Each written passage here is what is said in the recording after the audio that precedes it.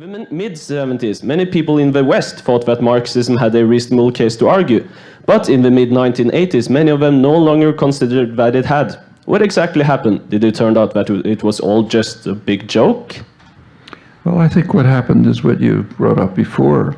Marxism was associated with the Soviet Union and Maoist China and other so-called communist systems. But, you know, Marx would have turned over in his grave to see what they were doing. They were radically anti-Marxist, radically. But as long, like take, say, the way the Bolsheviks, Lenin and Trotsky, decided they had to drive the backward peasantry to industrialization by force in order to lead ultimately to a socialist society. In the last 20 or 30 years of his life, Marx was working on peasant society in Russia.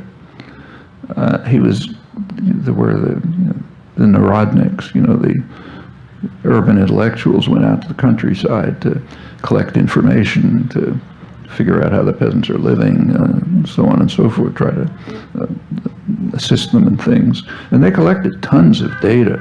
And Marx was just poring over the data.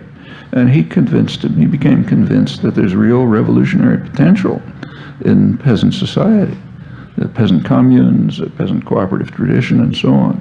The urban socialists, both the Bolsheviks and the Social Democrats, literally suppressed all that work.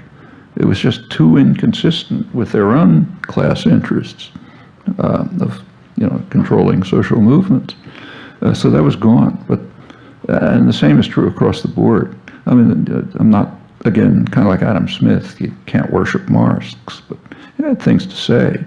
And what he had to say, what he believed, was utterly inconsistent with what are called the communist socialist movements. Even more the communist than the social democratic ones. After all, he believed that in England, you know, that's the social democratic society of his day, that there could be a parliamentary road to communism. But, you know, because there was enough participation of the public in decisions. But in any event, once you associate Marx with Russia, and it's clear that Russia is becoming a disaster, as was becoming clear by the 80s, well, of course, then you have to say, let's give up Marx. And I think that's essentially what happened.